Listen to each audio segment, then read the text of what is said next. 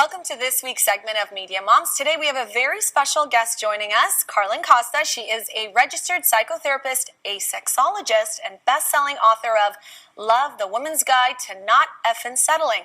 Welcome, and thank you so much for joining us. Let's just dive right into it and talk about sex today, because it's a bit of a faux pas, risque subject. Not a lot of women especially decide to talk about it, and I think it's something that needs to be spoken about, especially for busy, working parents who just aren't making the time for it. Yes, in a healthy way, right? Mm-hmm. It's about talking about how we can increase our intimacy in a healthy way and really bond with ourselves and with our partners. That's exactly it. So let's talk about some ways you can bond with your partner. Yes. So I think one of the first things to do, and one of the biggest tips that I get or I give to people, is schedule your date nights, right? So people always say schedule your date nights, pick a day, get a babysitter, do that. But here's the thing. When you get on date night, then what do you do? Right? The thing is that we often get through the date night, we get dressed up, we go for dinner, we do the fun thing that we're supposed to do, and then we get home, and when it's time to connect intimately with your partner, you're too tired. Yes.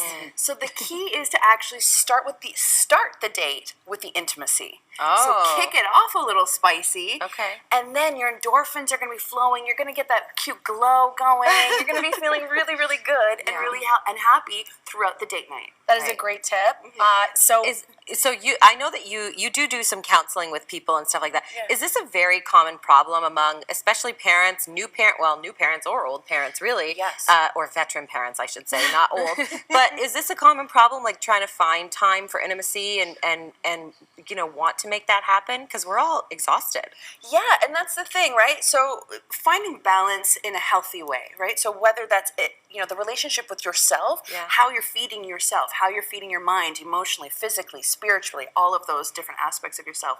And then having to support that with your partner, right? Plus, pay the mortgage, feed the dog, and the kids, right? So, it's a long list.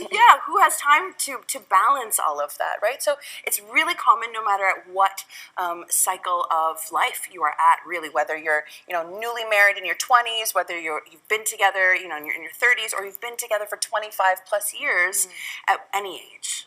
That's actually really good point you make. It's not just for, the parents who've been in it for such a long time and they're starting to forget about their relationship with their partner, but even a newlywed, it doesn't take much to kind of spice things up. Yeah. What other advice do you have for...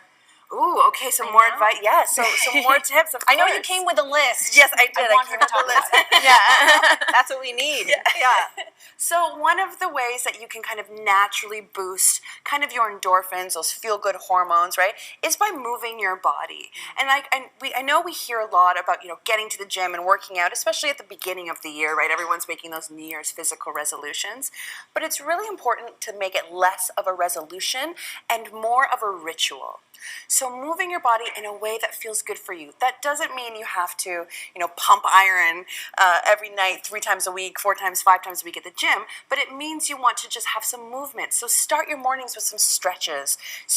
While you're cooking, throw some music on and kind of bring that natural spice into it. Bring your partner, grab them in, and start dancing in your kitchen together. And infuses your food with really good kind of juju, and it makes you both feel really, really nice and special. And it just gets your body moving, gets that blood flowing, which is what we really want in order to feel really connected intimately. Right. And correct me if I'm wrong, and I'm just wondering if there are times as parents where you're tired and your kids are home and they're sleeping and you're just like, I'm tired now, I want to go to bed. But I find that if you kind of make that time or make that commitment. I don't know about, but sometimes you kind of go, oh, it's just a matter of actually getting there and doing that, because afterwards you do have that good feeling, right? Absolutely. So I don't know if it's just a matter of parents just kind of remembering to push themselves to get there. Yeah, well, it's remembering to push yourselves and also removing the distractions. Right. Right? Because that's what we fall into that way too easily. So one of my other tips is to get rid of the TV in the bedroom, get rid of the phones in the bedroom, because it's just sucking up all of our energy. Because instead of connecting and having a conversation with your partner, what we're doing is we're scrolling through Instagram, we're going through Facebook, we're doing all of that. We're spending time catching up and binging on Netflix, right? Which is really great because, I need to catch up on my Riverdale too. However, right, then that doesn't leave time for me and energy for me to connect with my partner in a positive and healthy way. Right. For sure. And also a little bit of the parent guilt, right? So if you do make the time for yourself and your partner, it's time taken away from your children. How do you balance that? Oh, that's a great question. Thank you. That's a really great question because it's real, right? When some of my moms come to see me and they say, "Carlen, I want to invest in me," right? And that is a big tip in terms of how to keep the spice alive, investing in you first. Because if you are not a happy and healthy mom, your kids are going to read that. They're going to hear that. They're going to feel that. And if they see you happy, healthy, strong, investing in you, creating self-care rituals, creating self-love rituals with you and your partner, then they're going to bring everything that they see from you into their own relationships. And that's what's really important because we are the leaders of our children and we have to remember that everything we do, they see and they catch on and they mimic. Yeah, so true. It's so easy to forget about ourselves, right? So, and I do have a quick question, and I don't know if you have this happen with moms, but I notice this myself as a mom. You become a mother, your body changes. Yes. You don't feel as comfortable with yourself. You're not in college anymore. You're not kind of like, doing the little, fun stuff ahead of time. What were you doing in college? This is not going well. My point is your whole body changes, right? And your life changes, and you kind of feel like you can't be too sexy because you're a mom, right? Yes. And so what do you tell your patients? or you that just come to don't feel like you don't feel sexy. There's, right? No, but there's that too Yes. because you're kind of like I wasn't what I used to be. Yes. Yeah. Well, it's about looking at your life as sexy at any age, right? Sexy at 20, to me, to be honest with you, when I look at myself back at pictures of myself in my 20s, I'm like, yeah, I was cute. But now that I'm in my later 30s, I'm like, ooh, I'm sexy now.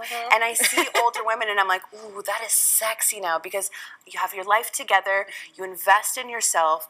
I eat the good foods that I want for my body. I spend time with the people that genuinely love me, right? I set really healthy boundaries. And then I become kind of that attracting factor of sexiness and love and magic and good juju and all of that really great stuff. And so it starts with you and it's sexy at any age because, think of like Julia Roberts. Think of, who are some J-Lo? really... I mean, look at her. We just saw her looking great. Yeah. I don't have like all these assistants like J-Lo does, right? And the time. To invest in that. But age doesn't matter. It just proves, right? 100%. Exactly. Yeah. And here's the And thing. Jennifer Aniston. We all have as many hours in the day as Beyonce, right? This so is true. we just don't have as many There's a hands. T-shirt out there with that quote. So it's just about prioritizing. So removing the things that are distracting and draining you and substituting and putting in things that actually are fulfilling for you in your life. So you have to get real. And that's what I say to my patients. You have to get real with me as your therapist and real with yourself. What is actually going on here? And I push you to do that. Well, I don't know about you guys, but we could talk to you for Forever. hours. Yeah. Because We're going to have to have you engaging. back another time for sure. That's for sure. And you can find Carlen Costa on your website, on socials, Instagram, Twitter. Yep, same name. Same name, Carlen Costa. And of course, follow us on our socials and we'll tag Carlen in there and join us for next week's segment. Thanks so much. Thank you.